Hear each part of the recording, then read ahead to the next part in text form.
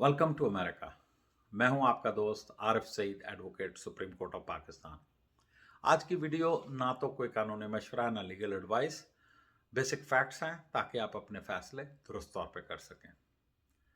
Presently I am working with an immigration law firm here in the United States of America. आज का मेरा उन्वान है change of status. जब भी आप अमेरिका तशरीफ़ लाते हैं किसी वीज़े पर, तो आपका वही स्टेटस समझा जाता है जो जिस वीज़े पे आपने ट्रैवल किया।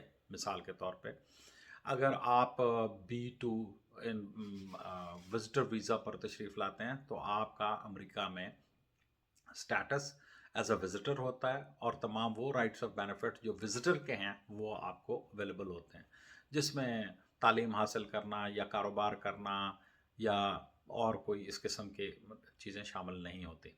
लेकिन अगर आप ये समझते हैं कि यहाँ आपको तालीम हासिल करनी है या आप समझते हैं कि यहाँ बिज़नेस के बहुत ज़्यादा अपॉर्चुनिटीज़ हैं, तो आपको ज़रूरत है कि आप अपना चेंज ऑफ स्टेटस करें, यानी from one non immigrant status to another non immigrant status. मिसाल के तौर पे अगर आप बतौर विज़िटर हैं तो आप यूनिवर्सिटी में दाखिला लें।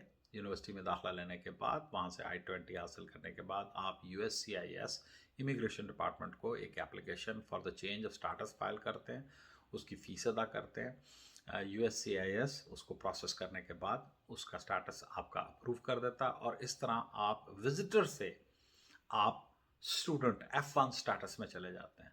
या अगर आप ये समझते हैं कि यहाँ कारोबार की बहुत ज़्यादा अपॉर्चुनिटीज़ अवेलेबल हैं और आप किसी कारोबार में इंडल्ज होना चाहते हैं, तब भी आप अपना विजिटर स्टेटस जो है वो with in the United states change करके बिजनेस E2TT इन्वेस्टर स्टेटस में भी आ सकते हैं, अपना कारोबार शुरू कर सकते हैं। और इट्स अ सिंपल प्रोसेस कि आप एक एप्लीकेशन जो है वो USCIS को फाइल करेंगे। इसमें कुछ कंडीशंस हैं। मिसाल के तौर पे नंबर 1 कि आपने ये चेंज ऑफ स्टेटस सिर्फ उस वक्त आप फाइल कर सकते हैं जब आपका स्टेटस लीगल हो। मिसाल के तौर पे विजिटर का स्टेटस 6 माह है, अगर वो 6 माह से ज़्यादा रुक चुका है तो वो चेंज ऑफ स्टेटस की एप्लीकेशन नहीं दे सकता, क्योंकि वो आउट ऑफ स्टेटस है। इसी तरह अगर आपने मुल्क की कोई कानून वायलेट किया है, कोई क्राइम में इन्वॉल्व हैं, तब भी आप चेंज ऑफ स्टेटस की एप्लीकेशन नहीं दे सकते। कुछ लोग हैं जिन्हें चेंज ऑफ स्टेटस की एप्लीकेशन कम से कम तालीम हासिल करने के लिए नहीं चाहिए। उनमें वो लोग हैं कि जिनके जो डिप्लोमेटिक वीज़ास पे आए हुए हैं या E2 के जो लोग हैं और इंटरनेशनल ऑर्गेनाइजेशंस के साथ जो काम करने वाले लोग हैं, टेम्परेरी वर्कर्स हैं, वीज़ास पे आए हुए हैं। फिर इंटरनेशनल मीडिया के लोग जो आई वीज़ा पे आते हैं, इनकी बीवी और बच्चों को चेंज ऑफ स्टेटस की एप्लीकेशन देने की ज़रूरत नहीं होती। वो स्कूल कॉलेजों में दाखिला ले सकते हैं और पढ़ सकते हैं। कुछ हजरात ऐसे हैं कि जो चेंज ऑफ स्टेटस कर ही नहीं सकते, ऐसे जैसे यूरोप से आने वाले लोग जो कि वीज़ा वेवर प्रोग्राम पे आते हैं, या जो क्रू मेंबर्स हैं मुख्तलिफ एयरलाइंस के, शिपिंग कॉरपोरेशंस के, ट्रांजिट पे लोग जो हैं, चाहे वो विद वीज़ा हो या विदाउट वीज़ा ट्रांजिट हो, और इसके अलावा जो फ्यांसी हैं US सिटीज़न के, वो भी चेंज ऑफ स्टेटस फाइल नहीं कर सकते। तो ये